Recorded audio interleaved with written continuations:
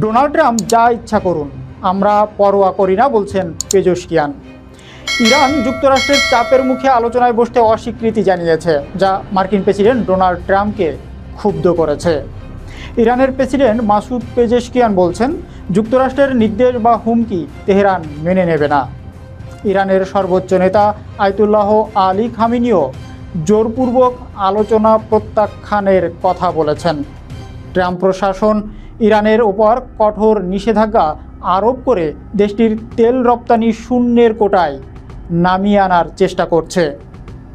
Fox নিউজকে দেওয়া এক সাক্ষাৎকারে ডোনাল্ড ট্রাম্প বলেছেন, ইরানকে পারমাণবিক অস্ত্র অর্জন থেকে বিরত রাখতে হয় সামরিক হস্তক্ষেপ করতে হবে, নয়তো চুক্তি করতে হবে।